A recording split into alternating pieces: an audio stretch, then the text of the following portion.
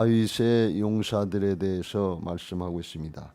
통일왕국을 이루기까지의 용사들이고 또 그 후에 함께했던 용사들인데 8절부터 10절 말씀까지는 그 중에 가장 뛰어난 세 용사, 군 지휘관들 중에서 탁월한 사람들 세 사람을 말씀하고 있고 그 후에 12절까지 말씀하고 있고 13절부터는 30두목 중 그랬어요.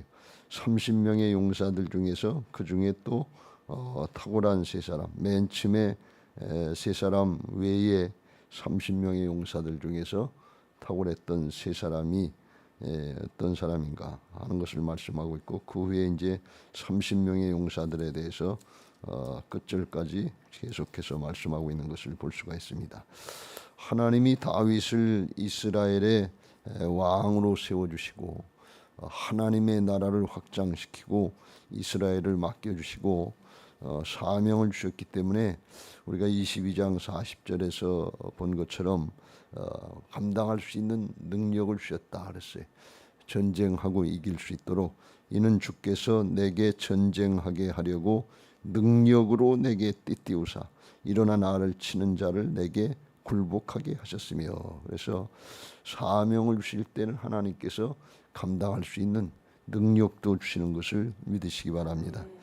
오늘 이 용사들의 의미는 또 하나님께서 사명을 주실 때는 필요한 사람들도 붙여주신다 그런 말씀입니다. 블레셋과 싸우고 대적자들과 주변의 이제 국가들과 싸워서 정복해 나가는데 필요한 용사들, 하나님의 군대들, 그리스도의 좋은 용사들을 붙여주는 그런 은혜가 있었다 하는 것을 볼 수가 있습니다. 하나님께서 우리에게도 감당할 수 있는 능력도 주시고 또 필요한 일꾼들도 붙여주실 줄로 믿습니다. 사명을 바로 감당하려고 할 때 그런 은혜가 있다 그랬습니다. 그런가 하면 우리가 앞에서 봤습니다만 사무엘하 8장에 보면 다윗이 어디로 가든지 여호와께서 이기게 하셨다. 그리고 거기서 많은 전쟁 노획물들을 얻게 하신 것을 볼 수가 있습니다. 그래서 그걸 이제 준비했다가 여호와의 곳간에 다 들여놨다가 나중에 솔로몬이 성전을 건축할 때 그때 다 쓰임 받게 된 것을 볼 수가 있습니다.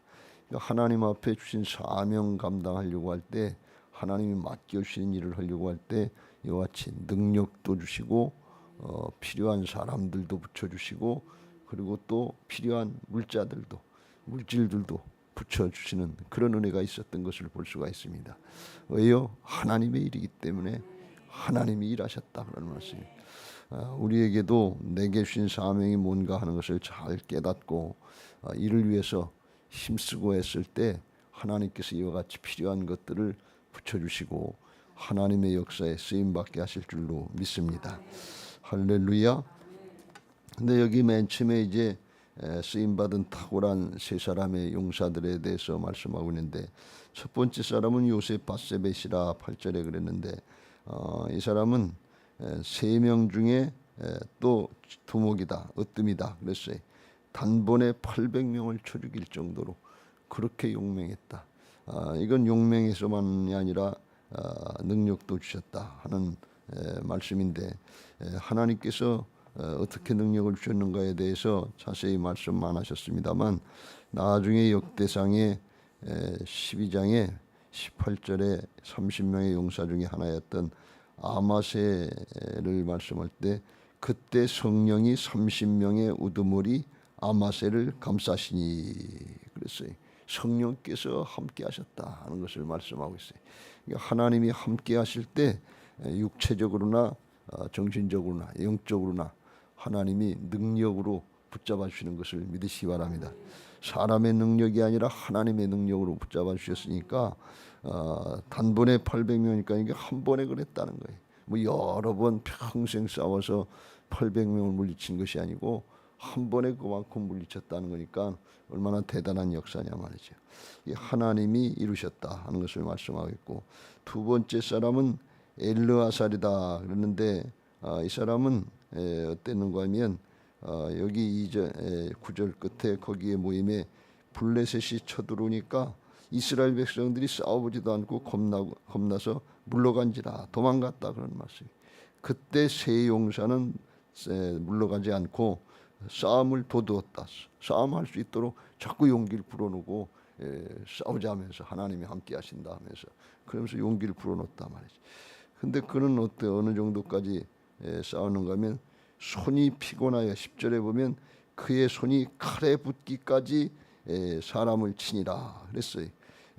칼자루에 손이 꼭 붙잡고 계속 몇 시간 동안 뭐 하루 종일 이렇게 싸우니까 이 신경이 마비가 되고 이 피부가 칼자루에 들어붙어서 더운 나라고요. 그러니까 이게 띄어질 정도로 그렇게 됐다 그랬어요.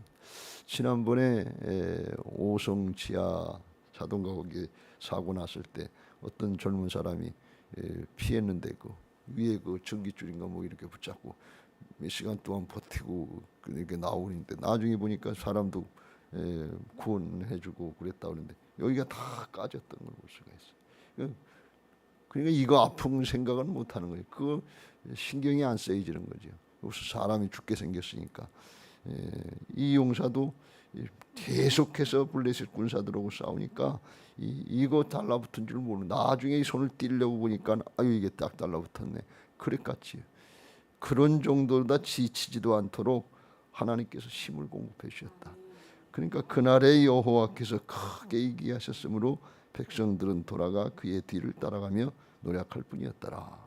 그와 같이 이제 최선을 다해서 힘을 다해서 싸웠고 11절에 그 다음 사람은 3만대 3만은 어떻게 싸웠는가 하면 블레셋 사람들이 사기가 충천해 가지고 녹두나무 또는 보리 주솔대라고 그랬는데 한쪽 밭에 모임에 이스라엘 백성들은 또 겁이 나서 도망갔다 그랬어요.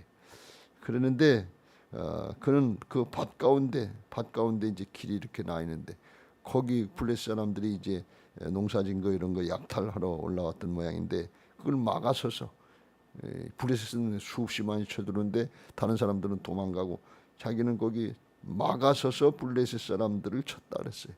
거기 뚫어지면 그러면 이제 그냥 밀밀듯이 쳐들어오는데 혼자 막아서서 쳤다 그런 말, 싸웠다 그런 말씀입니다. 이 용사는 또 아주 대단한 용사인데 이게 산마가 그랬습니다.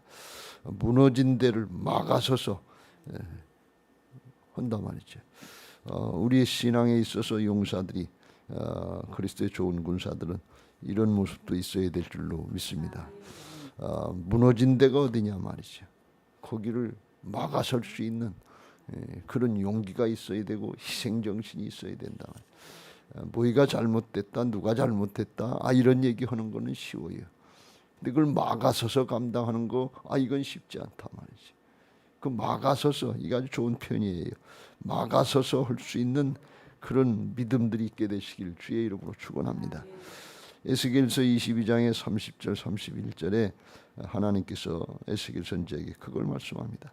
이 땅을 위하여 성을 쌓으며 성 무너진 데를 막아서서 나로 하여금 멸하지 못하게 할 사람을 내가 그 가운데 찾다가 찾지를 못했다 그랬어요.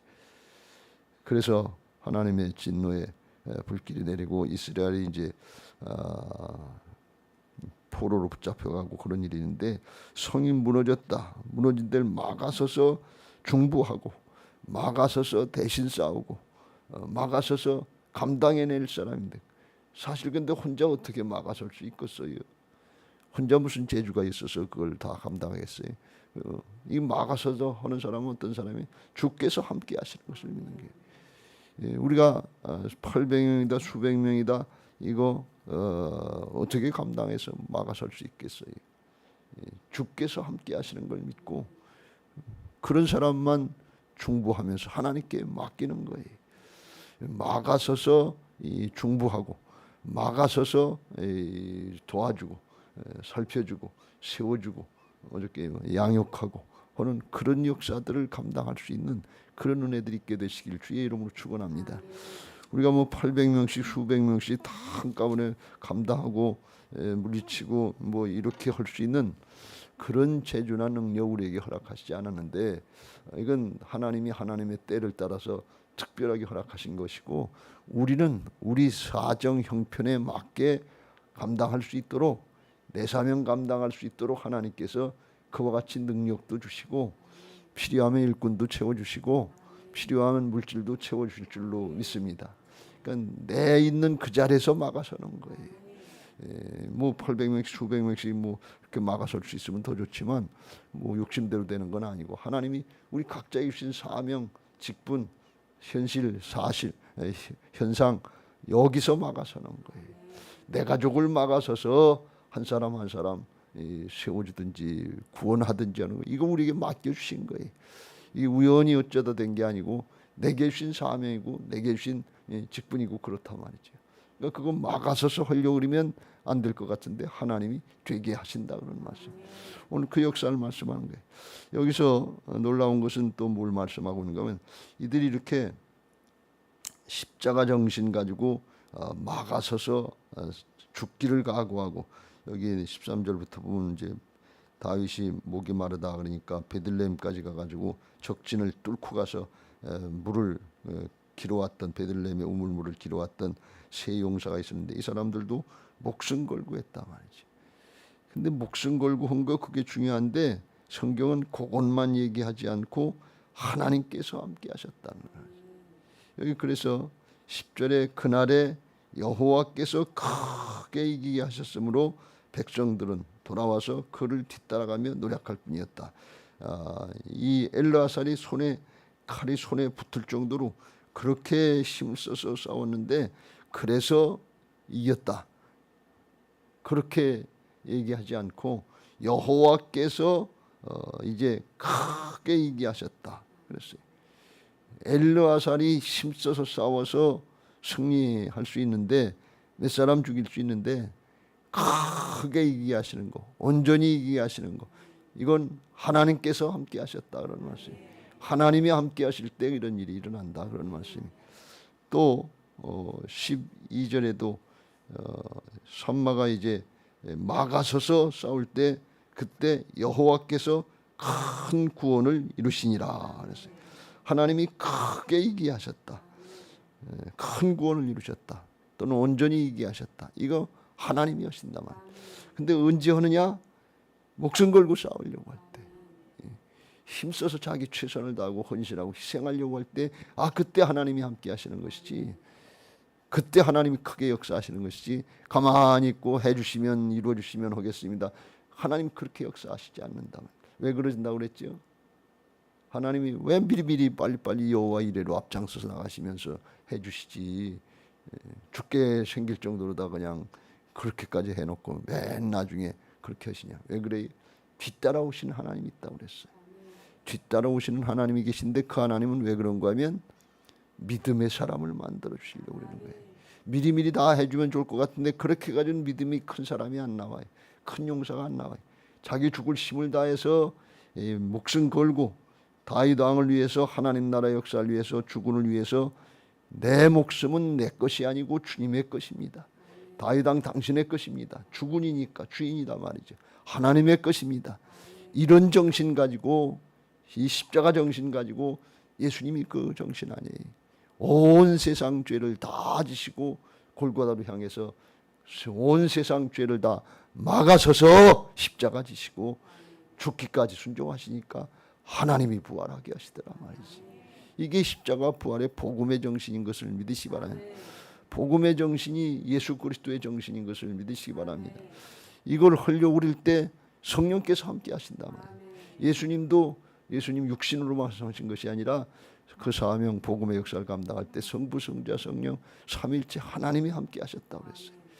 우리들도 이 복음의 정신 가지고 있는 그 자리에서 십자가를 감당하는 마음으로 막아서는 마음으로 자기 자신을 드리는 마음으로 이거 하다 죽어도 여한이 없습니다. 왜요? 하나님의 나라 일이니까. 이거 하다 죽어도 여한이 없어요. 왜? 나라를 구원하고 생명을 구원하는 일이니까 이거 해도 여한이 없단 말이에요.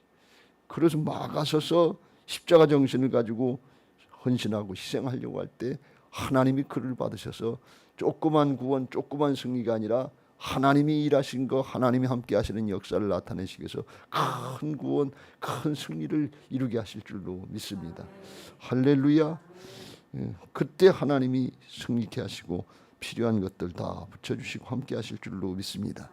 그래서 우리가 이 말씀을 통해서 간단히 오늘 살펴보는데, 이 용사들처럼 싸울 수 있는 사람은 어떤 사람이 어떤 자격이 있는가 하면 재주도 필요하고 능력도 필요한데 그것만 가지고는 안 되고, 이 싸움이 어느 편에 선 싸움인지, 하나님 편에 선 건지 마귀 편에 세상 편에 선 건지 이걸 먼저 구별하라 그런 말씀이.